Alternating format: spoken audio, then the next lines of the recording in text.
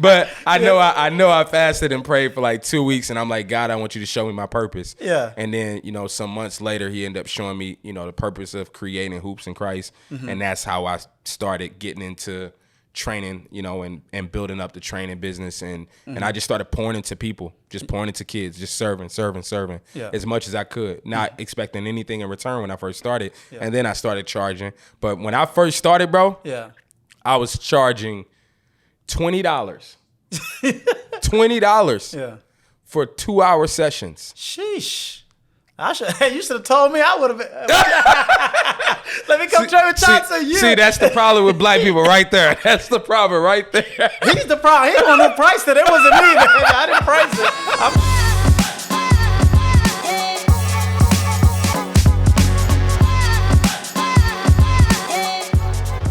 What's up, ladies and gentlemen? It's Guglielmo Banger Boyle. You're now tuned with Edition Podcast, man. And today we got a very special episode. I have no expertise in this field, so I got my man Chauncey to be in the building. I appreciate it. Appreciate you coming through. Yep. I know it's a long drive, man. It was a hike. It was a hike, but I appreciate it. Okay, I appreciate it. Yeah, just to give you a little background of Chauncey, man. This man, I was going through his IG. Mind you, I used to DM him, his page. I'm like, yo, Chauncey, what's up? Train me in basketball, baby. I'm trying to go to the league. But right now, he's in real estate, right? And this is a very important subject for everyone to be in.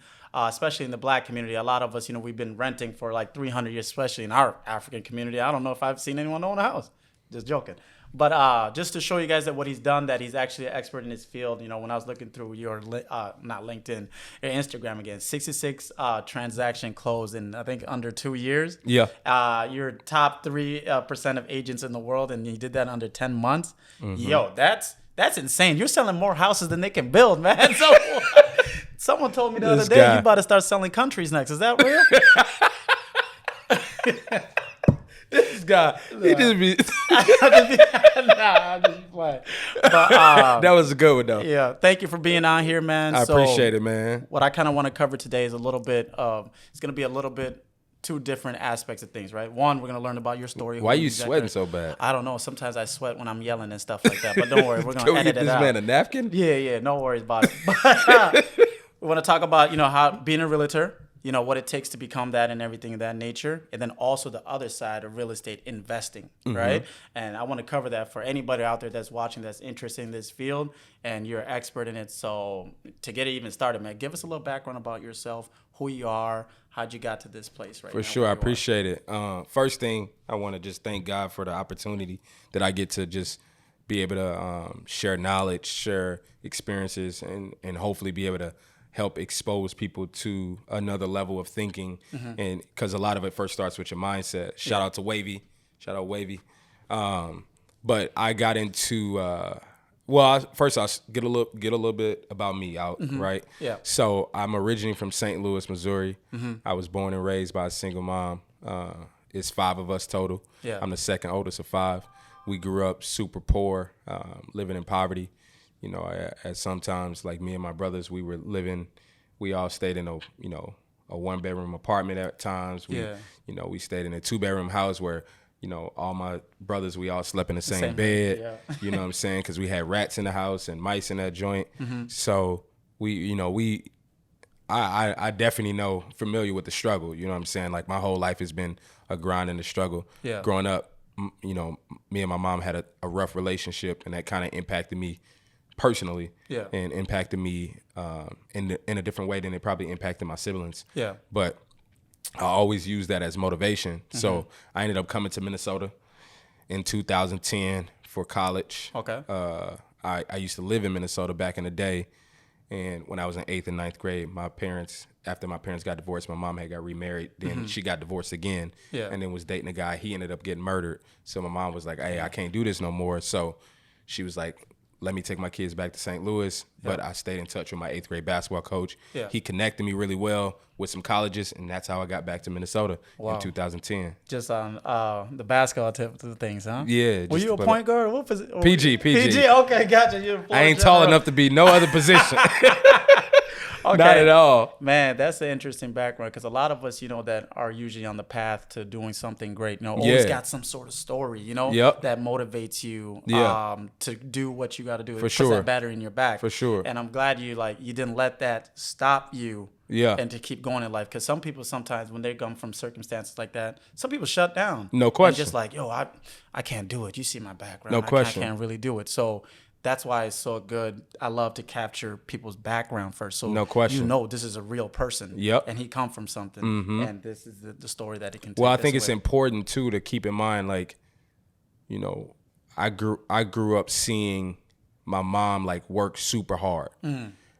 And she instilled work ethic in us at a super young age. Yeah. So like even though our relationship was tough, like I never gave up on myself. Yeah. You know what I'm saying? Like I always like pushed myself and challenged myself and took my mindset to another level. I always was different than everybody else. I was like, my peers around me smoking, drinking, everybody having sex and want to do crazy stuff. Yeah. Like I always was like, man, basketball is going to be my opportunity out of this place. It's going to be my opportunity to create my own life for myself. And I've always took advantage of just the game and never tried to let the game take advantage of me. Okay, gotcha. So that's very important that you touched on that because prior with the cameras on, I was telling you like I started a podcast because everybody want to be a basketball star, right? And go to the NBA, and we know the statistics that is kind of crazy sometimes. So now that we are seeing other things, like we're opening minds that kids can see other opportunities, not just only limited to sports, athletics, or maybe entertainment side. Right. So that's dope, man. That you did that. So you're here for basketball. Did you play college? Yeah, I played at a small Christian college called North Central University. Okay. How'd that go? Were you killing it over there? Were you like AI, or were you like me, the bench warmer at Eau Claire?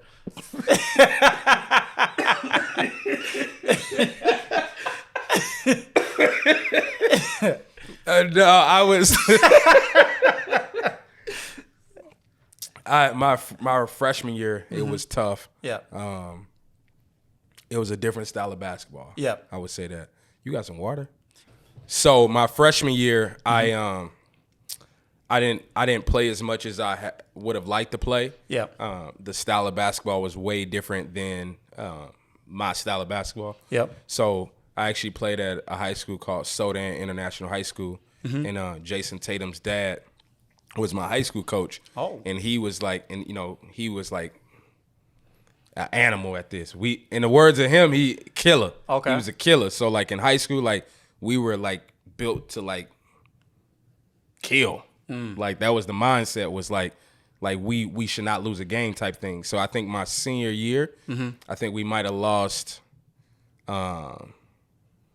I think 3 games or something, 3 or 4 games. I don't know. Somebody would go have to look at the record. Yeah. But they were all to out of state teams until we got to state. So we didn't lose to any team in the state until we got to the state championship, and we lost to a team that had won the year before. But so when I got to college, it was like a big culture shock for me. It was way different, and the level of play that I was used to was just a little bit different. Yeah. I'd say that. Okay, gotcha, man. So I see. So I guess with your background now, that makes sense now. How prior to doing real estate, you were doing basketball training, right, and training people. So how'd you? I mean, I guess I can see how you got onto that, But can you give us a little bit of background on that for us? Yeah. So honestly, full transparency. So I actually got into basketball training because when I was in high school, my junior year of high school, that summer, after the season, I'm like, man, I want to get better. Like, I want to get as good as I can get, right? And my mentor, big bro, trainer, Corey Frazier, who now works for Overtime Elite, he was my trainer. So after the season ended, like I was going to train with him 2-3 times a week, and then I'll go train up at the YWCA. Okay. Well, then I'll be up there doing the workouts that I was already working on with him. Yep. And kids saw me and was like, bro, like, can you train me? Can you work me out? Yeah. So I slowly started just training kids and working kids out, like at the gym. Wow. So then from there, I was like, man, I really enjoy this. Like, this is fun. But I'm like, I don't know what I want to do with my life. So when I got to college, I ended up coming here.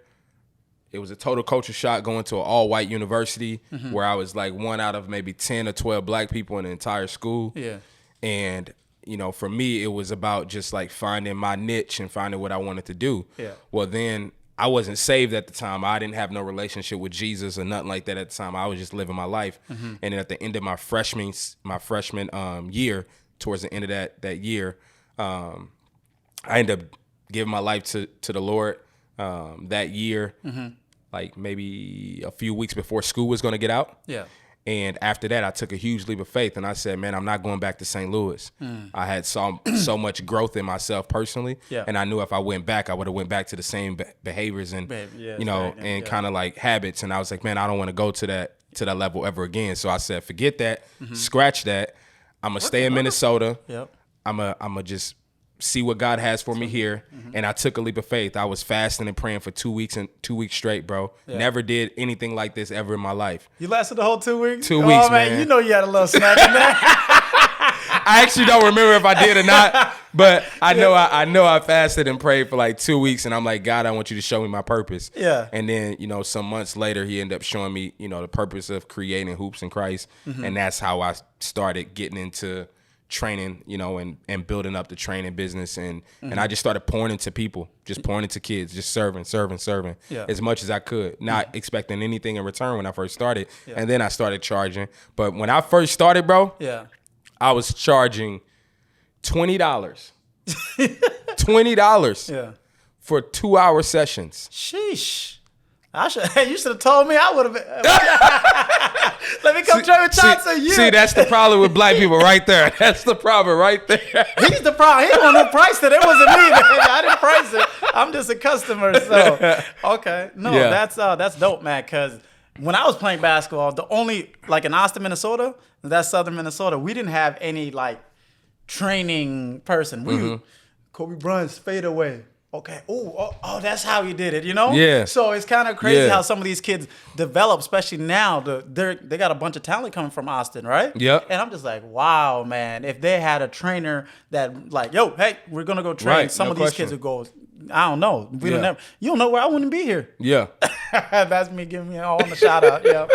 So I seen that, and you training like my cousin Nooney. Shout out to Nooney. They're in South Sudan right now. They're having a blast. Shout out. Yeah. So I'm kind of jealous right now. So if you see this, man, come back. So who's the Jai? Yep. Who's I guess during your training time, what kind of people did you train? You train anybody that was that ended up going to lead, that's going crazy and stuff like that? Talk to us. Yeah, so I actually, when I first started, I was training 5-year-olds, 7-year-olds, and I was doing that for months, man. Yeah. I did that for probably like a year where I like was training just like young kids. Yeah.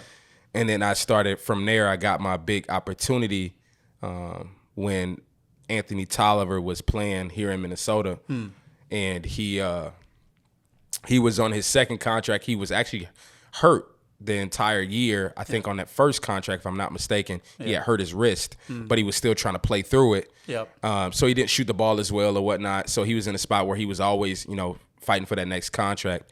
But he gave me my big opportunity in the beginning, my second year in business. So that doesn't happen. That's not normal. Yeah. And he actually tweeted something. And he was like, hey, I'm looking, if anybody know a place to train or a trainer, I'm looking for a place to train in Minneapolis. Can anybody help me? And one of my friends from college was like, hey. Tagged you or something, right? At Hoops in Christ. Hoops in Christ is with it. Yeah. And literally he gave me an opportunity to like start working them out. So literally I never forget the day because I was like, yo, this is going to be my first NBA player. It's going to be my first NBA player. Yeah. Like, this is lit. Let's go. Yep. So I'm like, okay, I'm refreshing my email, like every like 5 minutes. I'm refreshing, and then literally he tweeted back at my friend, and then my friend tweeted back at him. My friend called me again, like, hey, bro, like, what's up? Like, you gonna tweet back at him? Yeah. I'm like, nah, bro, I had already tweeted at him like 3 times. He never tweeted back at me. I'm like, I'm not about to tweet at him again. Yeah, you're looking like a groupie. Right, like, bro, never me. I'm like, no, sir. Yeah. But then I was like, let me drop my pride. Yeah, sometimes. It's my friend. Like he going out of his way to try to give me an opportunity. Yeah. So I tweeted back at him, interested, real short, interested. I put my email. Literally about 20 minutes later, he emailed me. Yeah. Then the next day we started working out. We've been family ever since. Man, that is awesome. That's dope. So that was my big opportunity. And then I got a chance, you know, work out guys like C.J. Watson that played, you know, veteran guys that played in the league for a long time. Garrett Temple.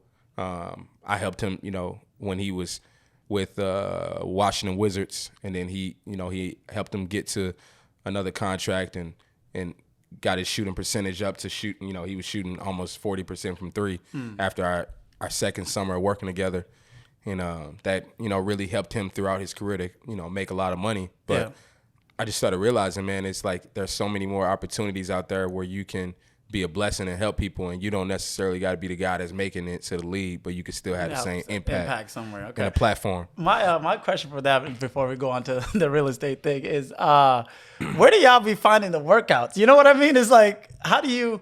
Okay, I'm gonna work this guy out. What are you working so on? honestly, so I think what separated me in the field was I wasn't like, you know, most trainers in a sense, because I didn't like the gimmicks, you know what I'm saying? And like, I didn't like just having a bunch of cones and having a bunch of like props and things. I didn't like that as much. So starting off with NBA guys, I never even used cone. Well, when I first started, I started doing like Gannon Baker type stuff, and I was doing a bunch of like stuff that wasn't always, you know, translating to like the NBA structure and system. Yeah. But I started kind of learning. I learned from guys like Gannon Baker when I first got into the business, and then my mentor Corey Frazier, and then different guys and that I was able to kind of be around. I kind of picked up different things. But for me, a lot of my stuff, I actually did the opposite. I stopped watching YouTube as much because I didn't want to imitate anything else that you see. I wanted to kind of find what each individual player needed specifically. So, excuse me. So I started actually watching every single clip that I could on that player, right? So before we even get in the gym, I probably watched maybe 5 or 6 hours of like straight film. So I know everything about their game. I know their tendencies. I know when they take a shot, what foot they land on. I know when they shoot the ball, if this pinky finger gets in the way, if the index finger is pointed out. I knew everything about this player before I even got in the gym with them. Yeah. You know, so then what separated me is I was able to start doing advanced analytical studies on all my players. So I basically go in to the database, the software, watch all the clips, take the film, and start to watch it individually. And I'll say, okay, when this player caught the ball and dropped his hips, what percentage did he shoot? He might have shot, 21, 26%. Okay. Then when he caught the ball and his hips were already low and he held his follow through, or he landed on 2 feet, he shot like 78%. Damn. You're going deep into analytics. Hey, there's not a lot of video on me, but you're going to have to help me get some analytics. I'm trying to be at the Pro-Am next year, baby. I might create a team. But how'd you transition now? What was the process of you transitioning from doing that now to real estate? Yeah. So the transition was actually, I got